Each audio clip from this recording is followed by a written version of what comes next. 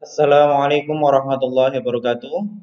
Alhamdulillahirabbil alamin wa bihi nasta'inu ala umuri dunya waddin wassalatu wassalamu ala asrofil anbiya'i wal mursalin wa ala alihi wa sahbihi ajmain amma ba'd.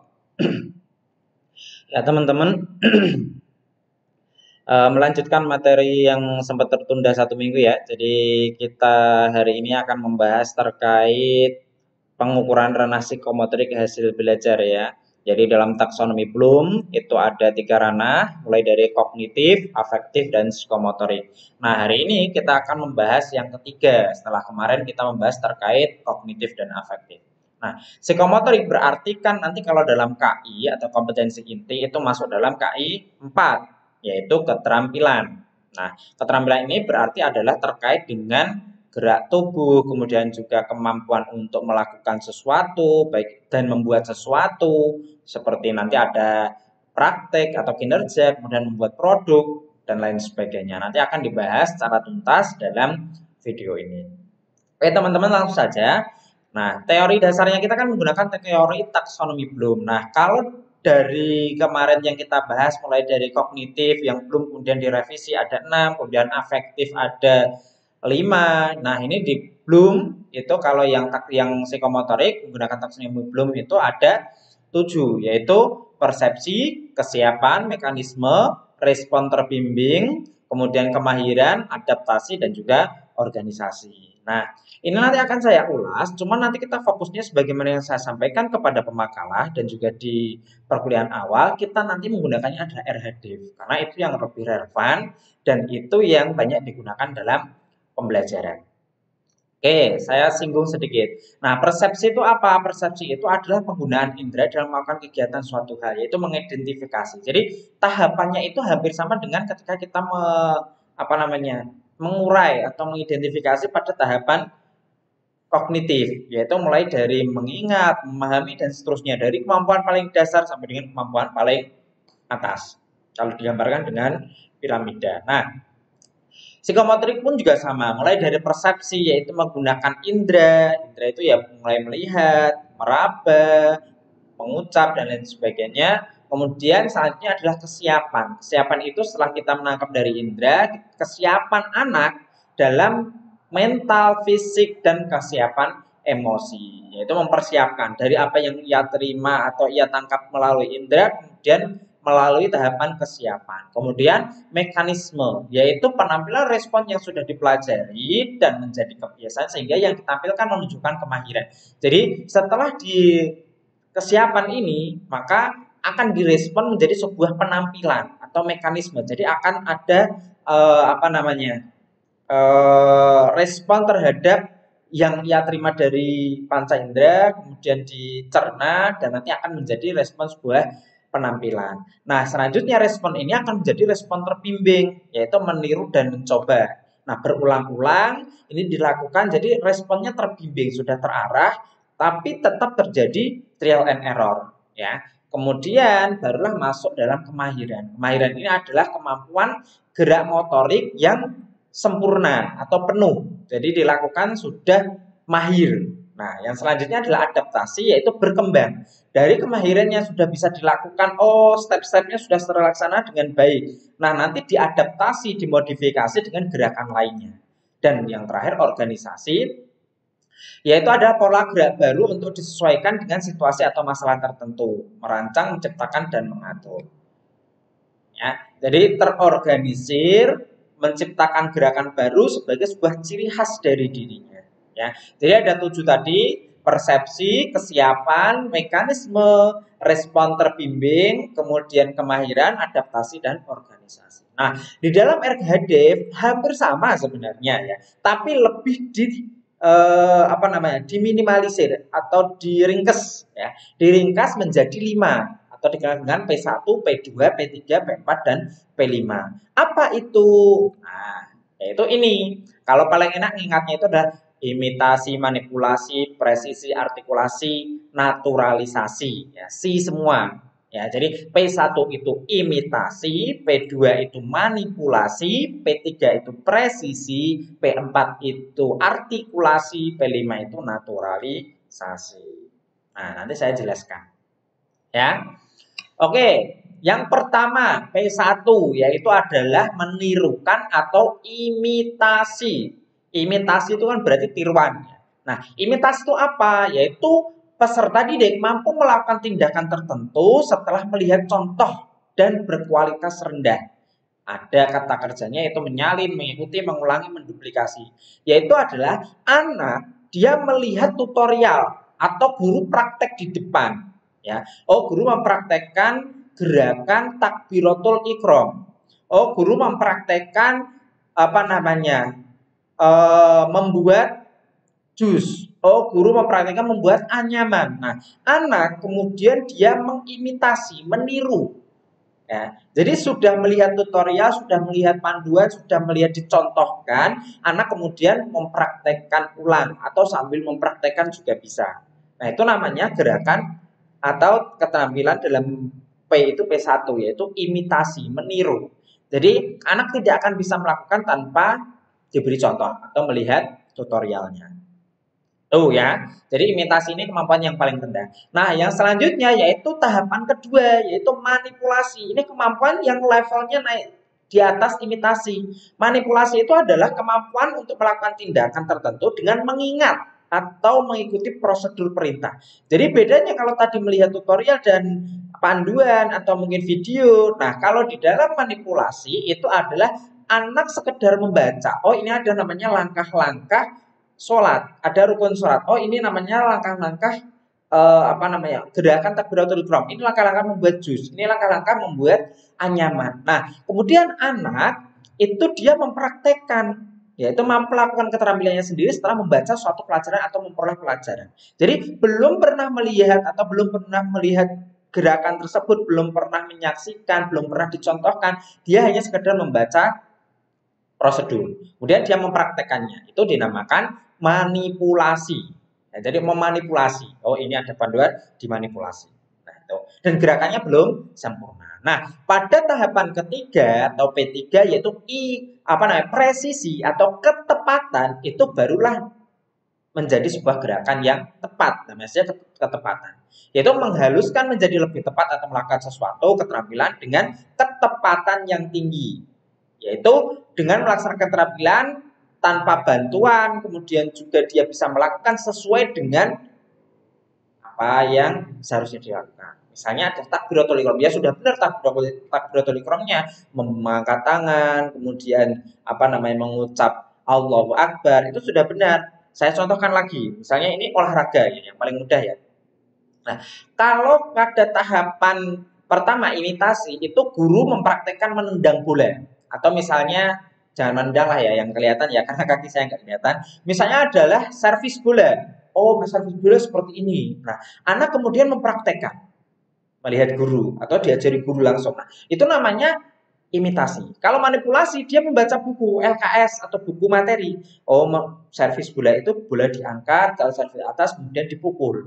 Nah, dia mempraktekkan, tapi belum tepat. Nah, kalau presisi itu dia sudah mempraktekkan tepat, kena bola dan sampai melewati net. Ya. Kalau tadi apa namanya imitasi, oh mungkin tidak sampai atau malah keliru ke belakang atau malah melewati. Nah, itu namanya belum presisi. Nah, kalau presisi itu sudah tepat. Kemudian setelah presisi, maka tahapan selanjutnya adalah naik level lagi, yaitu artikulasi atau P4. Artikulasi itu adalah mengkoordinasikan dan mengadaptasikan sederetan kegiatan untuk meraih keselarasan dan konsistensi internal. Yaitu mengcombine, kata kuncinya. Itu mengkombinasikan gerakan tadi misalnya servis dia dengan meloncat ya. Jadi sudah presisi dan dia menambahkan gerakan tambahan. Ya bisa melibatkan. Nah ini kalau gerakan tari misalnya ya gerakannya kan kalau misalnya mendak kemudian gerakan mungkin jinjit dan lain sebagainya sudah ditambahkan dengan musik dan lain sebagainya. Jadi mengkombinasikan sederetan keterampilan untuk menghasilkan suatu hal. Ini misalnya contohnya video melibatkan musik, drama, warna, suara dan lain sebagainya. Ya kalau tadi gerakan servis bola berarti sambil meloncat atau dia mungkin dengan gerakan tangan pemusatan kekuatan di tangan atau mungkin yang lain sebagainya sehingga dia sudah mengkombinasikan dengan gerakan yang lain. Nah, yang terakhir P5 yaitu adalah pengalamian atau naturalisasi. yaitu adalah menguasai kinerja tingkat tinggi sehingga menjadi alamiah tanpa harus berpikir lebih jauh tentang hal tersebut, yaitu natural. Manuver sebuah mobil dalam suatu area parkir, contohnya ini ya, menjalankan komputer secara tepat dan akurat, menunjukkan kinerja yang tinggi setelah memainkan piano. Jadi saya contohkan lagi, berarti kalau apa namanya misalnya volley itu berarti boleh datang. Kalau misalnya apa namanya pada tahapan gerakan tambahan atau pada tahapan artikulasi itu ya masih mikir, oh ini saya ambil, gimana? Oh berarti saya harus jongkok. Kalau tinggi berarti saya harus meloncat dan sebagainya. Tapi kalau dalam pengalamian itu sudah menjadi sebuah bakat, melekat. Jadi natural saja, dia tiba-tiba langsung dilongsor, kemudian meloncat, dia kemudian sampai jatuh mengambil bola yang datang. Nah itu namanya adalah pengalamian atau naturalisasi. Ya, jadi kalau pada kartun itu dikatakan sudah bersahabat dengan bola ya. Jadi naturalisasi itu adalah ketika keterampilan itu benar-benar melekat pada dirinya, melakukan gerakan itu benar-benar natural ya. Bahkan mungkin menjadi ciri khasnya ya. Itu namanya naturalisasi. Jadi saya ulangi, dari pertama imitasi, kemudian manipulasi, presisi, artikulasi dan naturalisasi. Imitasi berarti mengimitasi, meniru ya, dicontohkan atau melihat videonya ya. Manipulasi berarti dia sekedar membaca, kemudian dia mempraktekannya. Presisi berarti sudah tepat. Artikulasi berarti dia mengkombinasikan gerakan lain, dan naturalisasi sudah menjadi natural atau bakat yang melekat. Nah, saya contohkan yang lain. Ya, P1 ini bukan contoh sih ya, garis besarnya. P1 itu berarti melakukan keterampilan dengan melihat video tutorial atau demonstrasi. P2 melakukan keterampilan berdasarkan buku panduan atau langkah-langkah. P3 melakukan keterampilan tanpa melihat panduan atau tutorial dan sempurna atau tepat. P4 melakukan keterampilan dengan tepat dan mengkombinasikan dengan keterampilan atau gerakan lain. P5 melakukan keterampilan yang kompleks dengan ciri khas dan secara refleks menjadi bakat ya. Nah, kan mulai dari tadi sambil melihat tutorial, hanya sekedar melihat buku, mempraktekkan dengan sempurna, kemudian mengkombinasikan dengan gerakan lain dan menjadi gerak refleks atau sebuah bakat atau natural. Nah, selanjutnya jenis tesnya. Pada keterampilan, kalau kemarin pada pengetahuan itu ada namanya tes tulis, kemudian ada pilihan ganda dan lain sebagainya. Kalau afektif ada angket, kemudian pilihan diri, pilihan antar teman, jurnal, observasi. Nah, pada keterampilan itu ada 4. Yang pertama adalah tugas praktek, kedua tugas proyek, ketiga tugas produk, keempat adalah portofolio. Tugas praktek itu adalah mengukur menilai kompetensi siswa dalam keterampilan tertentu, misal berbicara. Jadi kalau praktek bedanya ya, praktek itu berarti melakukan langsung dinilai. Ya, misalnya siswa diminta untuk praktek wudhu atau kinerja, ini juga dikenal dengan tugas kinerja. Ya, jadi mempraktek ya, apa yang dia tampilkan di depan dari awal sampai akhir itu yang dinilai. Ya, mau sebelumnya itu dia persiapan apa tidak, berlatih apa tidak, itu tidak masuk dalam penilaian. Jadi praktek itu ya apa yang dia tampilkan di depan. Itu namanya praktek. Jadi dari awal sampai akhir gerakannya itu dinilai. Ya, misalnya ada berbicara, berenang, memainkan alat musik, menggunakan alat ukur dan lain sebagainya. Dan yang kedua adalah tugas proyek, yaitu ada tugas belajar yang harus diselesaikan oleh siswa dalam waktu tertentu. Misalnya penelitian, poster, karya seni dan lain sebagainya. Pak, bukannya poster itu masuknya nanti produk. Nah, poster ini dalam artian adalah ketika anak itu diminta untuk mempraktekkan membuat poster dengan perencanaan, mulai dari anak ini dia membuat permasalahannya apa, kemudian dia memilih tema, kemudian dia nanti penggunaan warna dan sebagainya, itu dilaporkan semuanya. Jadi ada batas waktu tertentu, anak ini membuat sebuah proyek, itu kemudian dilaporkan dari perencanaan sampai dengan hasil akhir, itu namanya proyek. Tapi kalau tugas produk itu menilai hasil akhirnya. Misalnya sama-sama poster tapi poster akhirnya saja. Ya, atau lukisan. Mungkin kalau karena poster itu kan biasanya ada konsepnya ya. Itu biasanya nanti bisa masuk proyek tapi yang dinilai apa namanya? Perencanaan sampai dengan hasil akhir. Tapi kalau produk itu ya hasil akhirnya saja. Ya, membuat puisi dan lain sebagainya itu namanya produk. Kalau membaca puisinya berarti itu masuknya praktek. Ya, kalau puisinya itu produk. Ya, naskah, lukisan dan lain sebagainya. Nah, kalau portofolio itu berarti adalah kumpulan. Jadi sekumpulan karya atau berkas pilihan yang dapat memberikan informasi untuk keperluan penilaian. Misal, kumpulan pekerjaan siswa selama waktu tertentu. Jadi awal semester sampai dengan akhir kemudian dikumpulkan jadi satu, perkembangan anak seperti apa itu dinamakan tugas portofolio. Ya, itu portofolio nanti dinilai perkembangannya. Itu bisa dilaporkan juga kepada wali murid.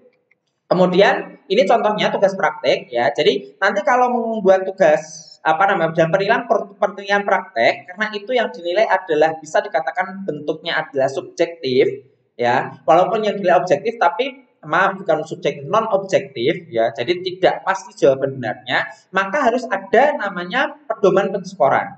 Jadi nanti aspek apa saja, misalnya membaca puisi adalah mimiknya, kemudian ekspresinya, kemudian intonasinya, dan lain sebagainya. Itu nanti ada aspeknya sendiri-sendiri. Kemudian nanti ada namanya skala penilaian, yaitu kalau 4 itu misalnya tepat, sudah bagus, 3 kurang bagus, 2 cukup bagus, 1 masih perlu bimbingan atau sangat tidak bagus. Nanti ada kriterianya. Ini contohnya, keterampilan berbicara, pengucapannya baik, jelas, menggunakan tidak menggumam, itu nanti baik sekali. Nanti rentannya disesuaikan, kalau 5, 4, 3, 2, 1 boleh, 10, 5, 3 bisa ya, jadi menyesuaikan.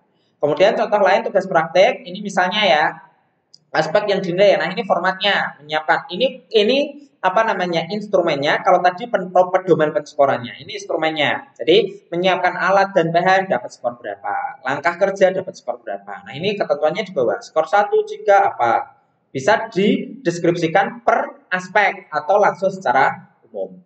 Kemudian ini contoh tugas proyek, jadi pemikiran dan ekspresi yang kreatif dari awal, perencanaan, kemudian pelaksanaan, hasil akhir, nanti dideskripsikan sendiri-sendiri boleh. Tapi tetap ada pedoman penskoran dari masing-masing aspek atau kriteria. Kalau produk ini kesesuaian tema, kreasi inovasi, warna, keindahan, ini contohnya lukisan misalnya atau poster. Ya, tapi yang produk. Ya, jadi nanti kalau teman-teman melihat, misalnya itu termasuk apa produk apa proyek, lihat prosesnya seperti apa. Kemudian portofolio ini per KD misalnya ada ulangan harian atau membuat praktek apa. Oh membuat misalnya kelas melukis. Oh berarti membuat pola, membuat apa nanti dari awal sampai akhir kriterianya seperti apa. Skor akhir seperti apa dari perkembangan peserta didik dari awal sampai akhir. Ini contoh secara lengkap ya. Jadi aspeknya itu mulai dari posisi misalnya ini lari dari posisi start kemudian mulai lari sampai dengan nanti sampai finish itu nanti skornya disesuaikan ya. Jadi bukan asal cepat tapi dia tidak bisa menyesuaikan gerakannya ya, tapi juga harus dari mulai gerakan sampai dengan larinya cepat itu mendapat skor masing-masing sehingga didapatkan skor akhir. Kemudian ini kata kerja operasionalnya di makalah mungkin sudah ada ya, dari mulai P1, P2, P3, P4, P5. Itu imitasi, manipulasi, presisi, artikulasi dan naturalisasi. Kemudian ini tambahan sedikit, jadi tadi kan dari taksonomi Bloom, kemudian ada RHDF, nah ini ada dari Harrow. Jadi masing-masing taksonomi itu pada dasarnya karena perkembangan zaman tentu banyak sekali tokoh-tokoh atau ilmuwan yang mengungkapkan teori-teori baru, baik itu memperkuat maupun menyanggah dari teori yang sudah ada. Jadi kalau miliknya Harrow itu mulai dari gerakan refleks, gerakan dasar, gerakan persepsi, gerakan kemampuan, gerakan terampil, dan gerakan indah dan kreatif. Ya, ini nggak perlu saya jelaskan. Yang penting teman-teman fokus pada RHDF karena itu yang banyak saya jumpai, yang banyak digunakan di dalam lapangan atau di sekolah-sekolah, yaitu P1 imitasi, P2 manipulasi, P3 presisi, P4 artikulasi, P5 naturalisasi. Oke, kiranya itu saja yang dapat saya sampaikan. Terima kasih ya. Kalau ada pertanyaan silakan bisa japri saya secara langsung atau mungkin teman-teman bisa tanyakan di kolom komentar Google Classroom, jadi nanti saya bisa menjawabnya. Terima kasih teman-teman, semoga bermanfaat. Akhirul kalam, assalamualaikum warahmatullahi wabarakatuh.